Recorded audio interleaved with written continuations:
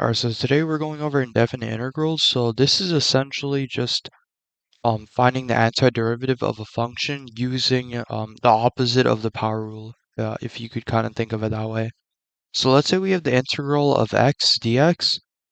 The antiderivative of that would be x squared over 2, or 1/2 times x squared.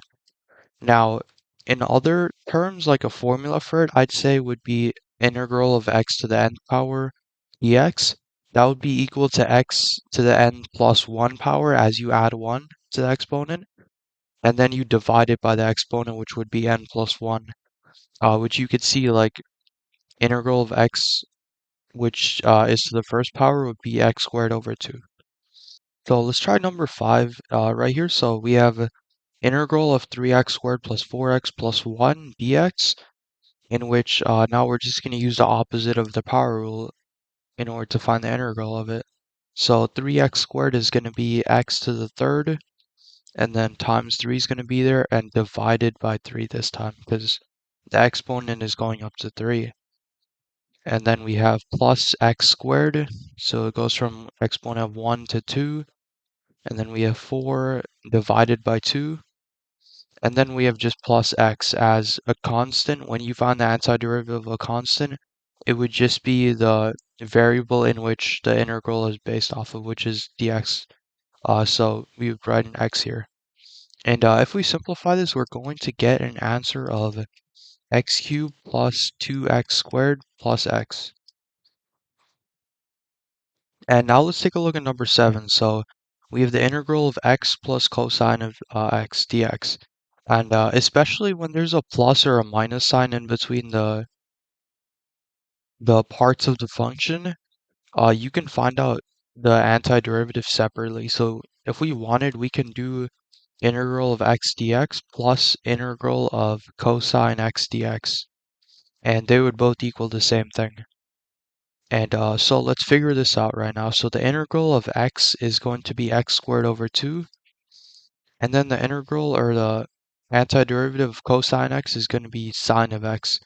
Because if you remember, the derivative of sine x is going to be cosine x. So if, let's say we had negative sine x over here, the antiderivative of that would be negative, or rather positive cosine of x, because the derivative of cosine of x is equal to negative sine of x. And one thing I forgot to note here is that in indefinite integrals, you want to put a plus c, because when you're integrating something, we do not know the constant.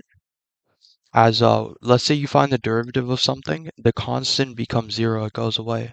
So when you're finding an antiderivative, or the integral of it, the constant's gonna be coming back, which is something we don't have the information to figure out here. So it'll be plus c at the end. And now number 8, let's see. So we have we could put the exponents in fractionals. So let's rewrite this. We're gonna have integral of x to the 1/3 power times 1 over x to the 1/3 power. And now you could see that on the top we have x to the 1/3 power, and then x to the 1/3 power in a denominator. So they're the same thing, so we could just cross them out, in which we would just have integral of 1 dx, and then the integral of 1 dx is going to be, would just be x plus c, and that would be our answer. Alright, so I want you guys to try number 10, 11, and 15, so feel free to pause the video and try those out. Alright, so let's take a look at number 10. So we have the integral of x, we could rewrite this, so the integral of x to the 5/4 power dx. And if you remember, to find the antiderivative, we're going to add 1 to the exponent, so it's going to be 9 over 4 now, and we have to divide it by 9 over 4. And when you divide by a fraction, you flip it and then multiply. You can also do that. So divided by 9 over 4 would also be multiplied by 4 over 9. So our final answer would be 4x to the 9/4 power over 9 plus c.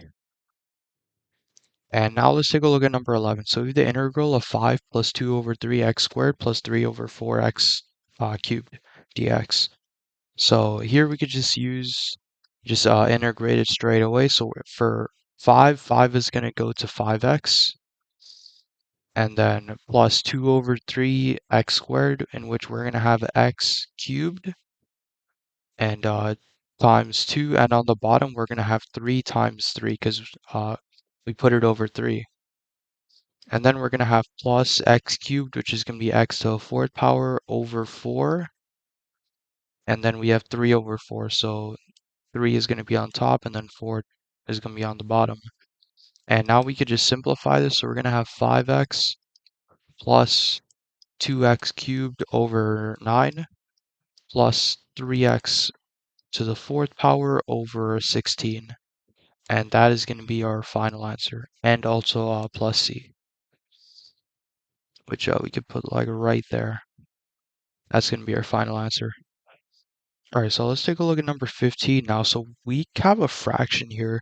Now we don't want to deal with fractions here, and we have only one thing on the denominator. And since these are all separated by plus symbols, what we could do is just divide everything by x. So if we rewrite this, we're going to have integral of 1 over x, but we're going to write that as x to the negative 1 power. So we're going to have x to the negative 1 power, or rather, actually, let's write it as 1 over x. Now, and then that's going to be plus radical x over x, which is going to be, we could write out as radical x over x for now, or let's write it out as one thing right here. So this would be x to the 1/2 power, and then divided by x to the 1 power. So 1/2 minus 1 is going to be negative 1/2. So it'd be x to the negative 1/2 power, and then plus x divided by x, which is just 1. And now we could figure this out. So first we have 1 over x. The antiderivative 1 over x is going to be ln of x. Because if you remember, the derivative of ln of x is equal to 1 over x. And then we're going to have the antiderivative of x to the negative 1/2 power, in which we add 1 to the exponent. So it's going to be x to the 1/2 power, and divided by 1/2, which is also multiplied by 2 over 1. And then we have plus the antiderivative 1, which is going to be just x, and plus c over here.